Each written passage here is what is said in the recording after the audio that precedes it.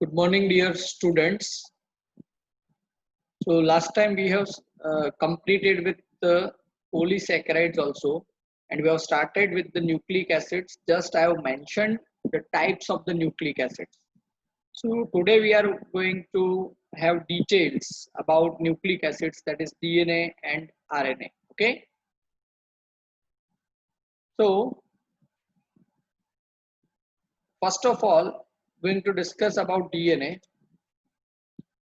The secondary structure of the DNA, that is the helical structure of the DNA, was first time elucidated, or you can say studied, by Watson and Crick. Okay, तो Watson and creek ये दो scientist हैं जिन्होंने double stranded helical structure जो है DNA का सबसे पहले उन्होंने स्टडी किया था.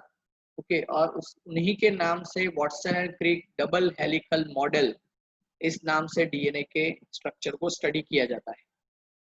Okay, but Watson and creek model है, ऐसे और भी बहुत सारे फॉर्म्स हैं डीएनए के, more than dozen forms of the DNA such as A, B, C, D, E, Z. All these are the alternative forms of the DNA. Alternative forms of the DNA.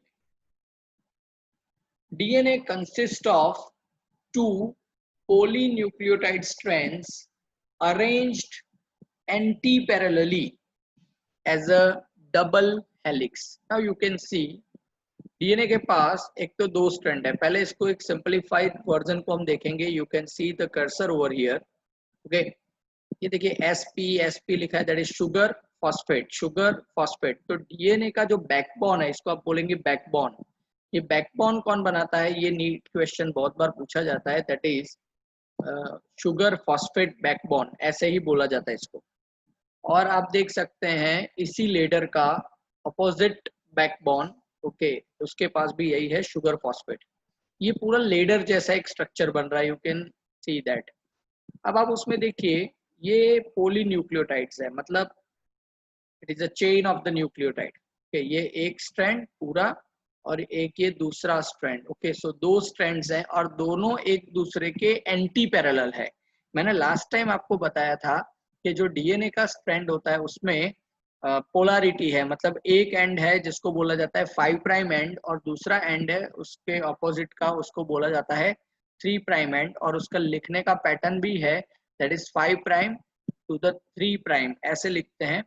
तो आप देखिए यहाँ पे एक strand जो है that is 5 prime to 3 prime, इसके opposite end में. तो दूसरा स्ट्रैंड जो है इसका एंटी पैरेलल है. पैरेलल है लेकिन कैसा है, opposite direction. So 5 prime to 3 prime in the reverse direction. ऐसे दो स्ट्रैंड्स एक दूसरे के साथ जुड़ के रहते हैं. Okay, that's what is called double stranded structure, और both the strands are anti parallel to each other. Okay, in DNA a nucleotide consist of, क्या क्या होता है एक न्यूक्लियोटाइड के पास. तो एक तो होता है nitrogen base, that you can see यहाँ पे, ये जो दिख रहे हैं these are the nitrogen bases. फिर दूसरा होता है डिऑक्सी रिबोज शुगर. ये जो पेंटोस शुगर है, it is a kind of the deoxy ribose sugar. और तीसरा है फॉस्फेट ग्रुप. ओके, और सिंगल फॉस्फेट ग्रुप, ये मैंने आपको समझाया है. जनरली न्यूक्लियोटाइड के पास 1 से लेके 3 तक फॉस्फेट ग्रुप हो सकते हैं, मोनो, डाई एंड ट्राइफॉस्फेट इस फॉर्म में. लेकिन जब ये डीएनए में जुड़ता है न्यूक्लियोटाइड, तब वो मोनोफॉस्फेट फॉर्म में ही जुड़ता है. तो एक नाइट्रोजन बेस, एक डिऑक्सीरिबोज शुगर और एक फॉस्फेट ग्रुप, इतना एक आप बोल सकते हैं न्यूक्लियोटाइड के पास होता है. अब नाइट्रोजन बेस आपको पता है, प्यूरिन्स एंड पिरिमिडिन्स ये आप पढ़े हैं. फॉस्फेट ग्रुप भी आपको पता है, रिबोज शुगर भी आपको पता है. लेकिन यहाँ पे एक वर्ड ऐड हो रहा है, डिऑक्सी रिबोज. तो पहले मैं आपको वही समझाऊंगा कि what do mean by deoxy ribose. Deoxy ribose का मतलब क्या होता है, तो उसके लिए हमें थोड़ा बैक ट्रैक करना पड़ेगा. ओके, तो just a minute, back track करते हैं इसको.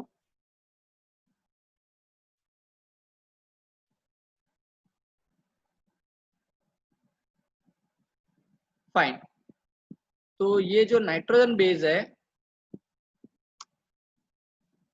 यहाँ पे आपको जो एक नाइट्रोजन बेस दिख रहा है, न्यूक्लियोसाइड का स्ट्रक्चर दिख रहा है, और उसके बाद ये न्यूक्लियोटाइड का स्ट्रक्चर है। अब इस न्यूक्लियोटाइड के इस स्ट्रक्चर को सिर्फ आप देखिए तो यहाँ पे, यहाँ से फर्स्ट कार्बन पे नाइट्रोजन बेस, फिर ये second carbon, third carbon, fourth carbon, fifth carbon, और फिफ्थ कार्बन पे फॉस्फेट ग्रुप। ये हमें नाइट्रोजन बेस के साथ पूरा न्यूक्लियोटाइड का स्ट्रक्चर हमें पता है। अब डिऑक्सी रिबोज का मतलब क्या है? ये जो है this is the nitrogen base, ये है फॉस्फेट ग्रुप। ये बीच में जो है पेंटागोनल स्ट्रक्चर ग्रीन कलर का जो आपको दिख रहा है, that is the ribose sugar. लेकिन डीएनए में जो रिबोज शुगर होती है उसमें थोड़ा मॉडिफिकेशन है। मॉडिफिकेशन क्या है? तो जो सेकंड कार्बन है ना, this is the second carbon, उसमें ये जो OH ग्रुप है उसमें से ऑक्सीजन जो है वो रिमूव हो जाता है। मतलब ये हाइड्रोक्सिल ग्रुप में से हाइड्राइड ग्रुप में कन्वर्ट हो जाता है। हाइड्रोक्सिल ग्रुप में से सिर्फ हाइड्राइड ग्रुप, मतलब OH में से H। तो सेकंड कार्बन पर से ऑक्सीजन रिमूव हो रहा है, इसलिए उसको बोला जाता है डीऑक्सी। डीऑक्सी ऑक्सीजन रिमूव होना सिर्फ डीएनए में। Okay, deoxy ribo nucleic acid, मतलब सेकंड कार्बन पर से, सिर्फ सेकंड कार्बन पर से ऑक्सीजन रिमूव हो जाता है। इसीलिए जनरली डीएनए के स्ट्रक्चर को बोलने के लिए कभी कभी हम बोलते हैं 2 prime deoxy ribo nucleic acid, क्योंकि सेकंड कार्बन, और हमें पता है कि डीएनए में कार्बन नंबर को 1 prime, 2 prime, 3 prime, 4 prime, 5 prime ऐसे बोलना पड़ता है।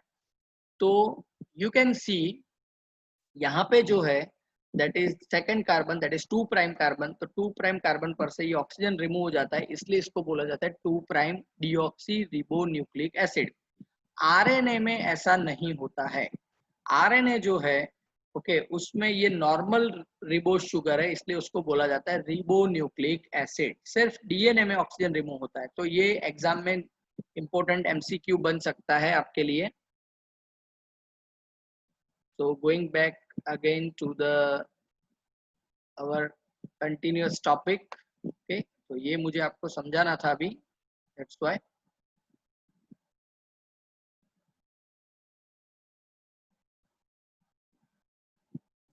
Fine, so ये तीन चीजें हैं, नाइट्रोजन बेस, डीऑक्सीरिबोज और फॉस्फेट ग्रुप।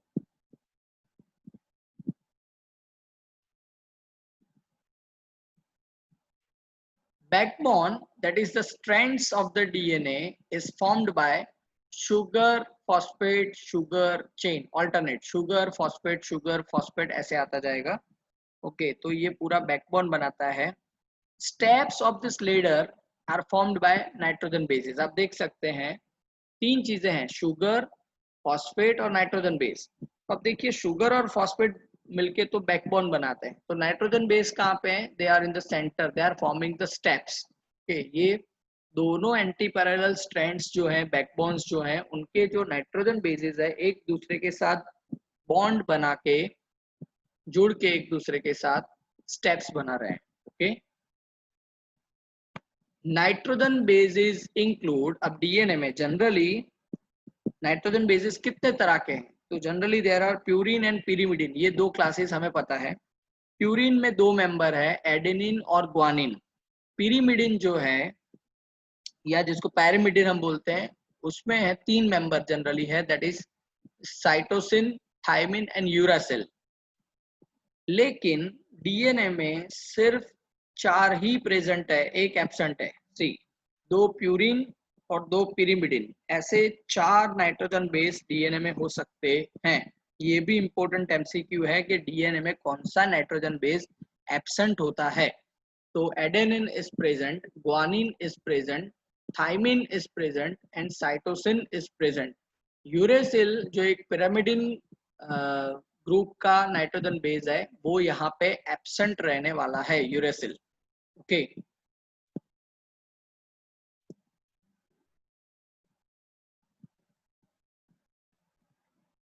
अब एंटी पैरेलल स्ट्रैंड्स में डीएनए जो है, ओके, एंटी पैरेलल स्ट्रैंड में डीएनए है, उसमें जो नाइट्रोजन बेसिस जो है वो एक दूसरे के साथ पैर बनाते हैं, तो वो पैरिंग भी फिक्स है।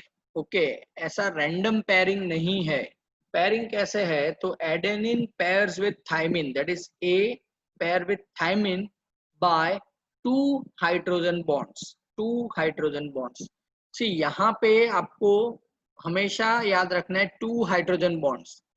बहुत बार स्टूडेंट्स गलती करते हैं, ये बोलते हैं डबल बॉन्ड। डबल बॉन्ड और 2 सेपरेट बॉन्ड्स, इसमें डिफरेंस है। तो आपको यहाँ पे कभी भी डबल बॉन्ड नहीं बोलना है, यू हैव टू से 2 हाइड्रोजन बॉन्ड्स। तो यहाँ पे आपको 2 बॉन्ड के लिए यहाँ पे साइन दिया हुआ है, A with 2 hydrogen bonds pair with T. Okay, तो इसलिए भी आप स्ट्रक्चर में भी देखिए, ओके, कार्बन नंबर 1 पे यहाँ पे एडेनिन है और यहाँ पे आप देखिए एंटी पैरेलल कैसे बन रहा है, इसके आप देखिए पेंटागॉन्स अपवर्ड है और यहाँ पे डाउनवर्ड जा रहे हैं because it is anti parallel. Okay, ये 5 प्राइम टू 3 प्राइम जो है नीचे की तरफ आ रहा है और ये 5 प्राइम टू 3 प्राइम ऊपर की ओर जा रहा है। ओके, तो यहाँ पे सामने ऑपोजिट में टी होगा तभी ये बाइंड कर सकता है। ओके, फिर कैन सी यहाँ पे हाईलाइट कर रहे हैं 2 हाइड्रोजन बॉन्ड्स, कहीं पे भी नहीं लिखा है double bond. Guanine pairs with cytosine by 3 hydrogen bonds. तो आप देखिए ग्वानिन और साइटोसिन 3 हाइड्रोजन बॉन्ड से एक दूसरे के साथ जुड़ रहे हैं। Okay, so 3 hydrogen bonds are formed, okay, between guanine and cytosine. Okay, ये इंपॉर्टेंट एमसीक्यूज चल रहे हैं आपके लिए। A phosphate molecule links the 3 prime carbon of the sugar of one nucleotide to the 5 prime carbon of the sugar of the next nucleotide। Chain कहां से कहां चल रहा है, चेन चल रहा है 5 प्राइम टू 3 प्राइम। तो लास्ट कौन रहेगा, 3 प्राइम। अब यहाँ पे जो 3 प्राइम वाला जो है OH ग्रुप, वो क्या करेगा, मतलब 3 प्राइम कार्बन का जो OH ग्रुप है वो अपकमिंग न्यूक्लियोटाइड का जो 5 प्राइम कार्बन है, ओके, उसके साथ ये बॉन्ड बनाएगा। ओके, अब देखिए यहाँ पे भी यही हुआ है ना, इसका 3 प्राइम ये 3rd नंबर का है और ये 5 प्राइम का फॉस्फेट है, तो ऐसे ये बॉन्ड बनेगा बैकबोन में।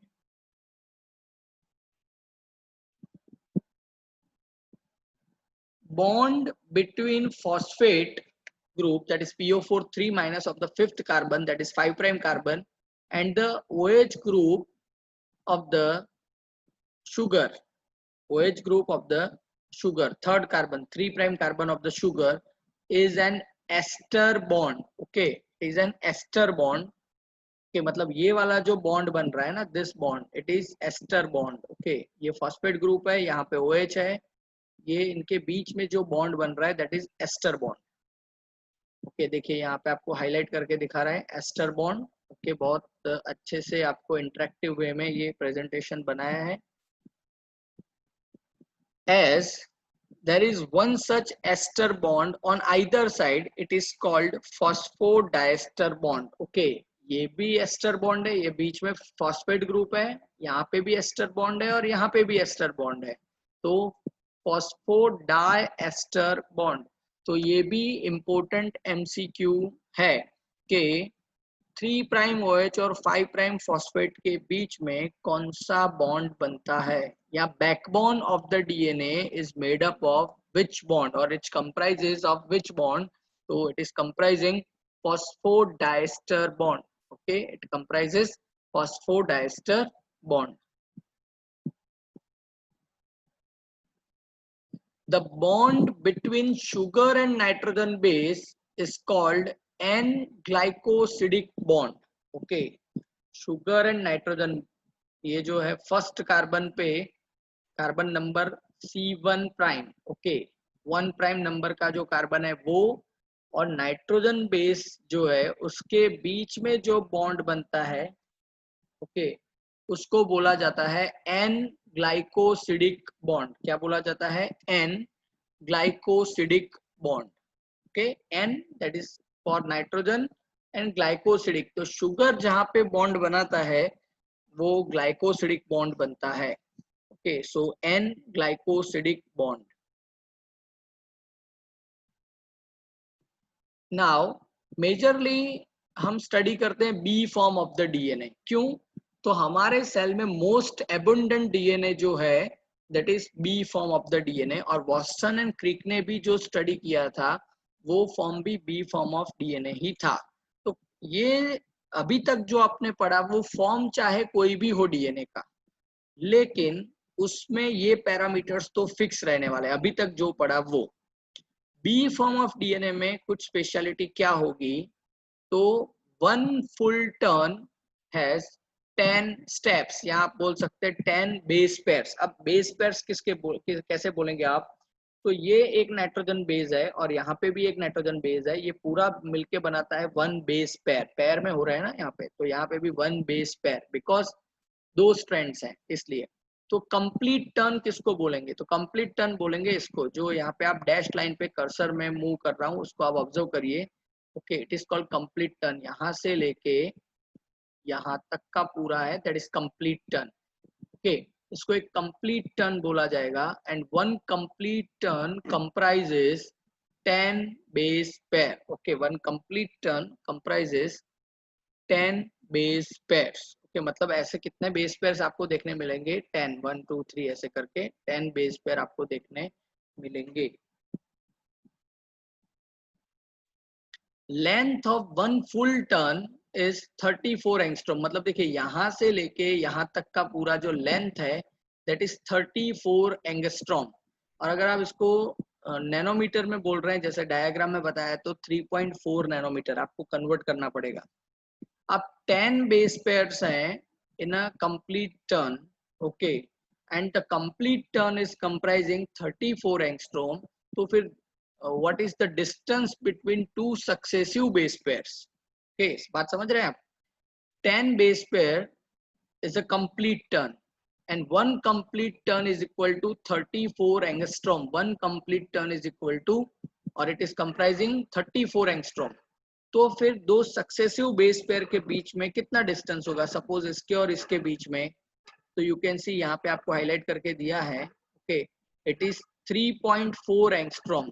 It is 3.4 angstrom. One complete turn is a 3.4, sorry, one distance between one distance between two successive base pairs, sorry, distance between two successive base pairs is a 3.4 angstrom. और अगर आप इसको nanometre में count कर रहे हैं तो फिर it is 0.34 nanometre.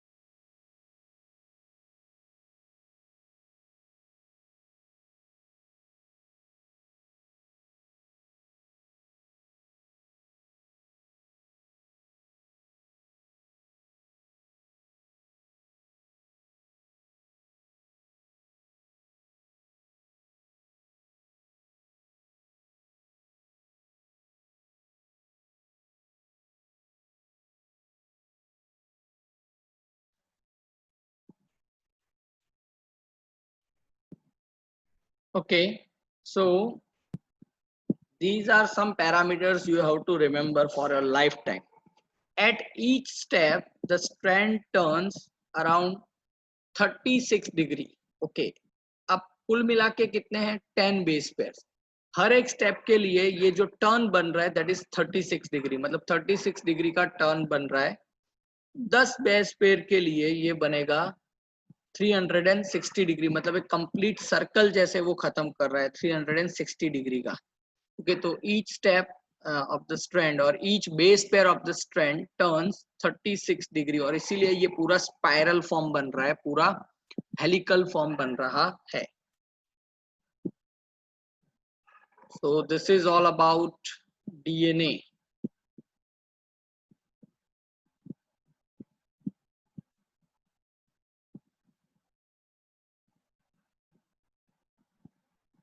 So we are discussing about metabolism now. Okay, all the biochemical reactions taking place inside a living system together constitute metabolism. For example, removal of CO2 from amino acids to form amine.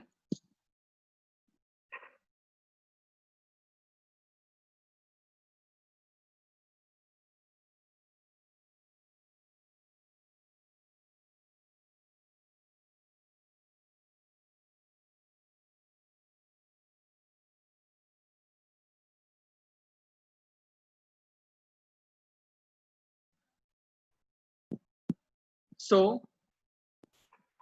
Metabolism का मतलब क्या है? जितने भी reactions हमारे body में हो रहे हैं वो सभी के सभी रिएक्शंस का अगर हम सम अप कर देते हैं तो इट इज कॉल्ड मेटाबॉलिज्म। जैसे कि removal of CO2 from amino acids to form amine, removal of amino group in a nucleotide base, ये भी मेटाबॉलिज्म है। Hydrolysis of a glycosidic bond, okay, glycosidic bond को ब्रेक करना, ये भी एक मेटाबॉलिज्म है। ओके, यू कैन सी यहाँ पे आपको दिखाया गया है केमिकल एनर्जी के बारे में। Okay, we are eating the food, variety of the stuffs, okay, like carbohydrates, fats and some other stuffs we are eating, और उसका डाइजेशन करके हमें एनर्जी मिलती है in the form of the ATP, and this process is known as metabolism. और इसी metabolism से during the production of ATP heat भी जनरेट होती है और इस हीट को हम रिलीज करते रहते हैं। Along with that chemical waste भी प्रोड्यूस होता है, just like carbon dioxide and water. Okay, ये केमिकल वेस्ट यहाँ पे प्रोड्यूस होता है। कैसे होता है? तो food intake, breakdown of the food, energy is generated, और इस एनर्जी से हम अपनी बॉडी को रिपेयर और रिप्लेनिश करते हैं, and we are also getting the energy for activity. Okay,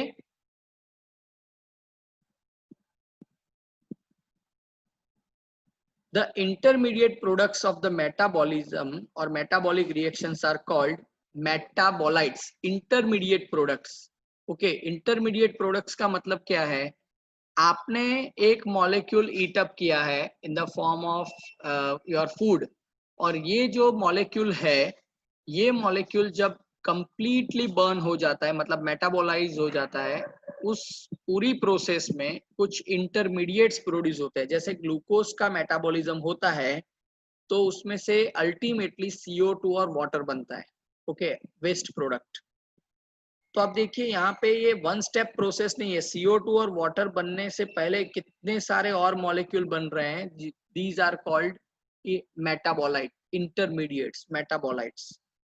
Flow of metabolites in metabolic pathway has a definite rate and direction like automobile traffic। Okay, हर एक मेटाबोलाइट का खुद का एक पाथवे है, और वो मेटाबोलाइट बनने का, वो मेटाबोलाइट ब्रेक डाउन होने का एक पर्टिकुलर रेट है, और सबका कोई एक डायरेक्शन है, कौन कहाँ पे जाएगा। आप देखिए यहाँ पे पूरे डायग्राम में एरो बनाए हुए हैं, मतलब पाथवे इज प्रीफिक्स्ड, रैंडम नहीं है। जैसे ऑटोमोबाइल का ट्रैफिकिंग होता है, okay, traffic management of the automobile on the roads, ऐसे ही यहाँ पे भी हर एक इंटरमीडिएट मेटाबोलाइट का ट्रैफिकिंग होता है। This metabolite flow is called dynamic state of body constituents। dynamic state क्यों? तो at any moment of time आप उसको pause moment में नहीं देखेंगे, stop नहीं देखेंगे। There is no rate signal, every time anybody is moving on, anything is moving on, going on, okay, in a particular direction, in a particular rate। Okay, so that's why it is called dynamic state of body constituents। Metabolites are of two types, primary metabolites and secondary metabolites। Primary metabolites, they have identifiable functions in physiological processes and necessary for life। Okay, primary metabolites है, उनके function सभी को पता है, identifiable। Okay, और ये जो functions है, ये किसी भी organism की normal physiology जो है उसमें ही ये function आप देख सकते हैं। and they are compulsorily required for living state, primary metabolites. Okay, उसके एग्जांपल्स क्या क्या हैं? Amino acids, sugars, nucleic acids, lipids, vitamins, okay, proteins, ये सारे प्राइमरी मेटाबोलाइट्स हैं. इस अगर ये प्राइमरी मेटाबोलाइट्स नहीं होते तो कोई भी ऑर्गेनिज्म सरवाइव नहीं कर सकता है. On the contrary, secondary metabolite, they are not directly involved in the normal growth or development or reproduction. Primary metabolite इन सभी प्रोसेसेस में डायरेक्टली इन्वॉल्व है, लेकिन सेकेंडरी मेटाबोलाइट्स है वो डायरेक्टली इन्वॉल्व नहीं है for the normal growth of the organism, development and the reproduction of the organism. They are found majorly in plants, in fungus and in microbial cells. मतलब bacteria, fungi और plants में आपको secondary metabolites देखने मिलेंगे. Animals में आपको secondary metabolites देखने नहीं मिलेंगे. एग्जाम्पल क्या क्या है सेकेंडरी मेटाबोलाइट्स के? तो प्लांट्स में से जो मिल रहे हैं, alkaloids, some pigments, terpenoids, essential oils, okay, aroma and fragrance, toxins, lectins, drugs, ये सारे जो हैं these are the secondary metabolites. okay, अगर ये प्रोड्यूस नहीं भी होते हैं तो normal living of the microbe, normal living of the fungi, normal living of plant is not affected. लेकिन प्राइमरी मेटाबोलाइट अगर प्रोड्यूस नहीं होंगे तो ऑब्वियसली हर एक ऑर्गेनिज्म को सफर करना पड़ेगा. कुछ एग्जांपल्स आपको दिए गए हैं यहाँ पे जो आपको एग्जाम में काम आ सकते हैं. पिगमेंट्स के कुछ एग्जांपल सेकेंडरी मेटाबोलाइट के दिए गए हैं, that is carotenoid and anthocyanin. Alkaloids में मॉर्फिन, कोडेइन. टर्पेनोइड्स में monoterpenes and diterpenes. Essential oils में लेमन ग्रास ऑयल. टॉक्सिन्स में एब्रिन एंड रिसिन. लेक्टिन्स में कॉनकैलेवेलिन ए. ड्रग्स तो vinblastine and curcumin. Polymeric substance में रबर, गम्स, सेल्यूलोज, ये सारे secondary metabolites हैं. ओके, तो यू कैन सी यहाँ पे कैराटिनोइड वाले कुछ चीजें आपको दिखाई गई हैं. Yellow colour is there, then anthocyanin, purple blue colour is there. अगर ये प्रोड्यूस नहीं भी होता है तो इससे इसका कोई लेना देना नहीं है. There is no effect on the liveability of the organism. Morphine and codeine, this two you can obtain from opium. इसके बारे में 12th में पढ़ना है, ओपियम के बारे में. Okay, then eucalyptus oil, eucalyptus से आपको मिलता है, एरोमा मिलती है उससे, एक पर्टिकुलर फ्रेग्रेंस है. Then cinnamon, that is giving a particular flavour. Cloves, ये भी एक पर्टिकुलर फ्लेवर देता है. Ginger, aroma. Yellow flowers, scent में यूज होते हैं. ये सारे टर्पेनोइड्स हैं. ओके, इसमें आप देखिए बहुत सारे ऐसे हैं ये, okay, which are used as spices. Okay, used as spices in our kitchen. Lemon grass oil, okay, एक पर्टिकुलर फ्रेग्रेंस के लिए. फिर abrin is obtained from rosary pea. Okay, then resin is obtained from Ricinus communis, that is from castor seeds. Okay, then concanevelin A is obtained from Cannavelia ensiformis, that is jackbean fruit. Okay, ये jackbean fruit से आपको मिल सकता है. फिर vinblastin and vincrestine, these are the drugs obtained from Vinca rosea, बारमासी जिसको हम बोलते हैं. ये प्लांट सभी ने देखा होगा. ये विनब्लास्टिन और विनक्रिस्टाइन ये दोनों एंटी कैंसरस ड्रग्स हैं. आप सोच सकते हैं आपके घर के आगे उगने वाला एक छोटा सा पौधा इतना इंपॉर्टेंट सेकेंडरी मेटाबोलाइट बनाता है. Then curcumin, okay, from turmeric. Okay, it is also antioxidant. Rubber and gums, okay, that you can obtain from rubber plant and some plants secreting the gums. Fine. So dear students,